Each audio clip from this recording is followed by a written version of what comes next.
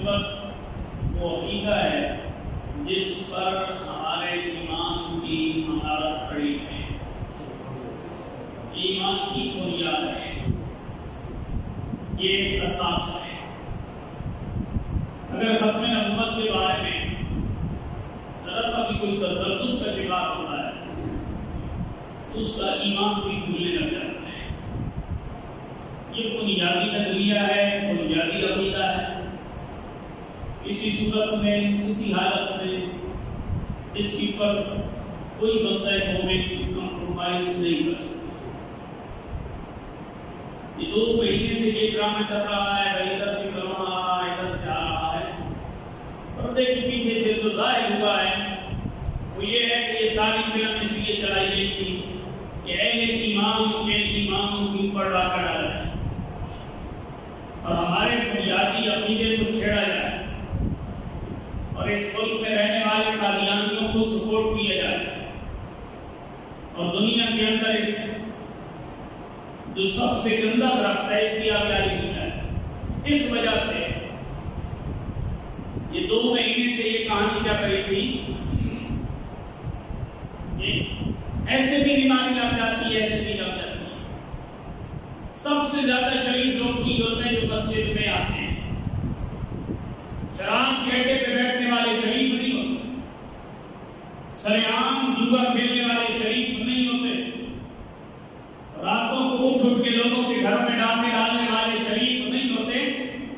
اس لیے پولیس کے جتھے وہاں نہیں جاتے، پولیس کے جتھے یہاں آتے ہیں جہاں شریف سے جرے ہو رہے ہوتے، یہاں آ کے پکڑ پکڑ کے پولیس اپنی ڈیوٹیاں سر انجام دے رہی ہوتی ہے۔ تمہارا فاصلہ 6 فٹ سے کم ہو گیا ہے، تم ذرا دور کھڑے ہو، تمہاری مسجد کی تعلیم نہیں اٹھائی گئی ہے، اٹھا دو یہاں سے، بیماری نہیں۔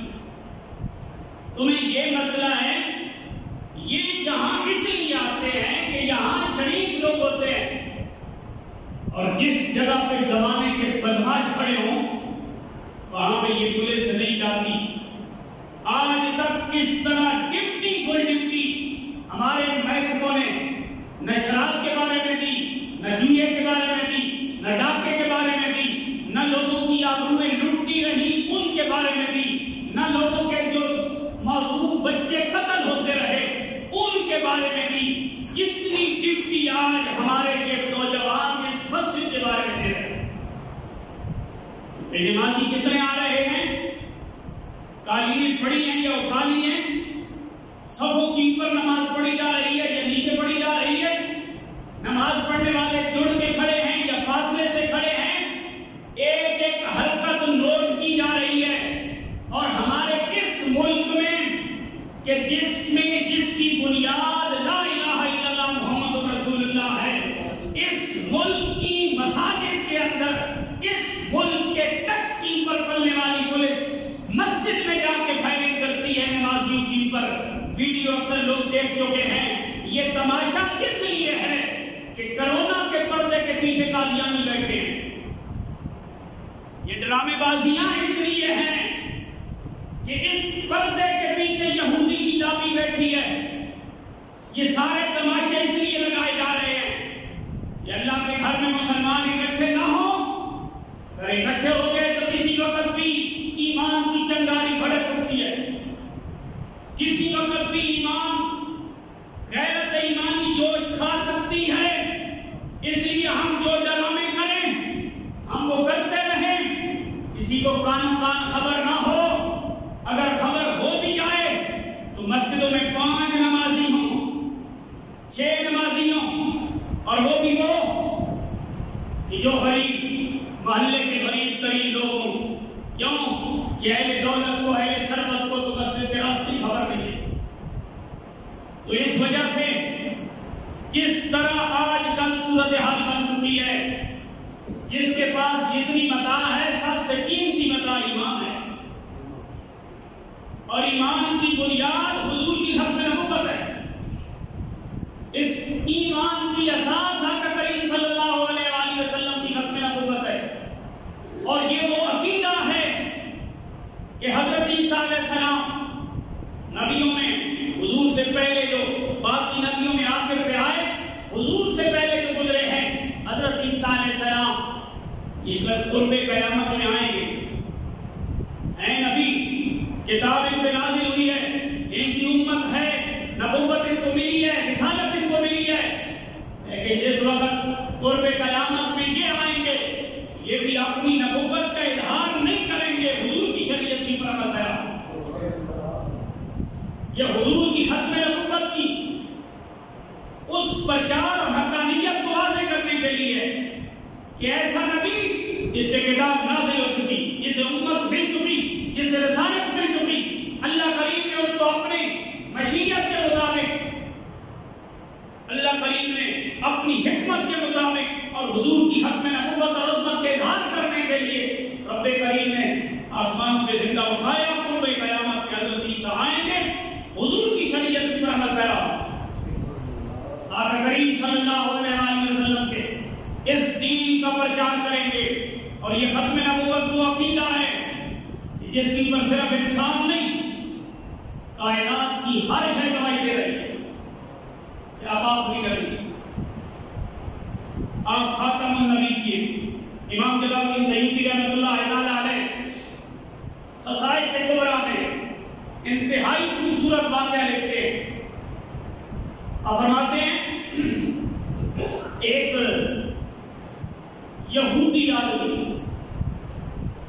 اس نے دیہاتی پینڈو آدمی اپنی بغل کے اندر ایک گو پکڑی ہوئی ہے اور وہ حضور کے دربار میں آیا تو اس نے کہا جی آپ نبی ہیں؟ حضور نے فرمایا میں نبی. اس نے کہا کوئی دلیل؟ میرے کریم نے فرمایا دلیل وہ اس سے لے لی ہے یا یہ جانور جو تم نے پکڑا ہے یہ تمہیں بتائے کہ میں کون ہوں. میرے کریم نے فرمایا مجھ سے دلیل لے لی ہے کہ جس جانور کی گردن تمہاری انگلیوں میں جکڑی ہوئی ہے یہ جانور تمہیں بتائے میں کون ہوں.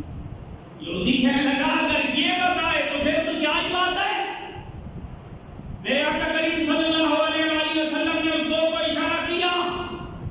حضور نے فرمایا بتاؤ اسے بتاؤ من انا, میں کون ہوں, اسے بتاؤ جو تمہیں اپنے ہاتھوں میں جکڑ کے لایا ہے, جو تمہیں پکڑ کے لایا ہے, اسے بتاؤ من انا, میں کون ہوں. امام جلال الدین سیوطی رحمۃ اللہ تعالی علیہ آپ لکھتے ہیں اس یہودی کے ہاتھ میں وہ گرفت شدہ جانور وہ بول اٹھی. اس نے کہا انت رسول اللہ, آپ اللہ کے رسول ہیں. بات یہیں پہ ختم نہیں ہوئی. اس نے کہا انت رسول اللہ انت خاتم النبی, آپ اللہ کے رسول ہیں, آپ آخری نبی ہیں. حضور کی ختم نبوت کی گواہی جانور بھی دے رہے ہیں. حضور کی ختم نبوت کی گواہی دنیا کی ہر شے دیتی ہے.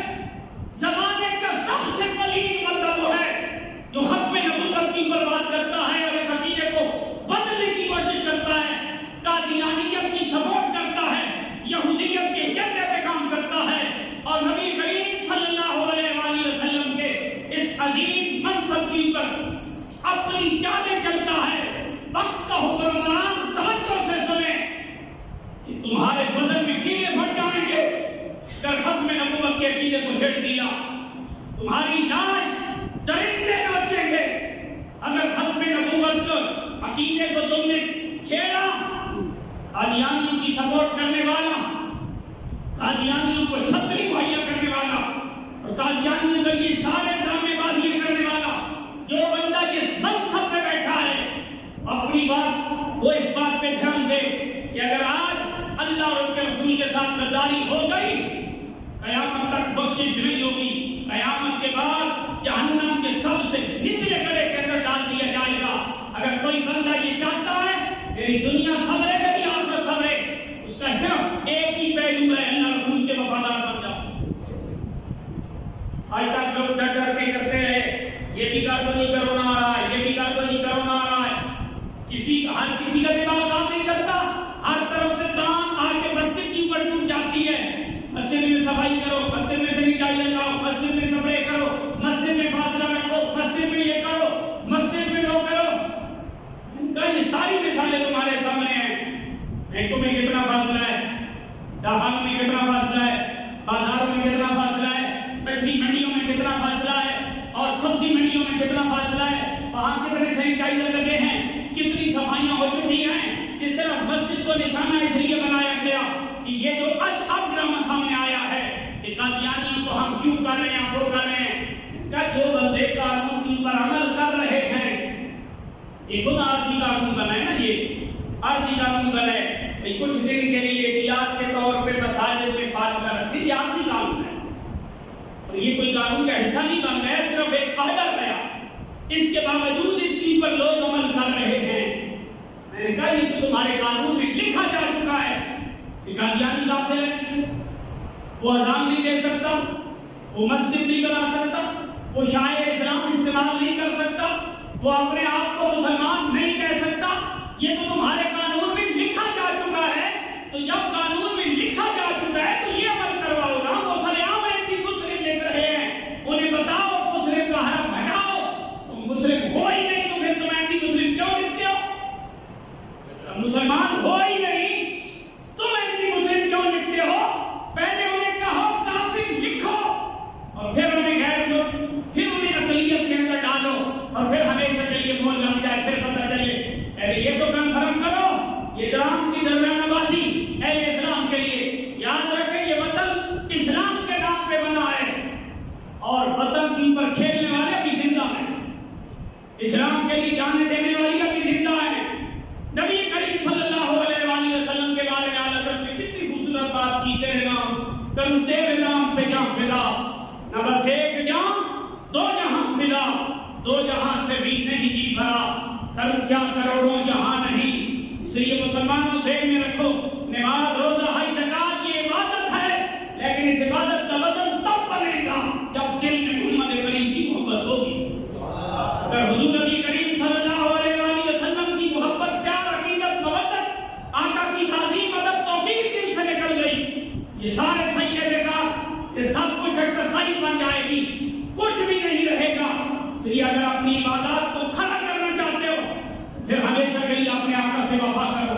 اللہ کریم ہمیں زندہ بھی حضور کے نام پہ رکھے، موت بھی حضور کے نام پہ دے۔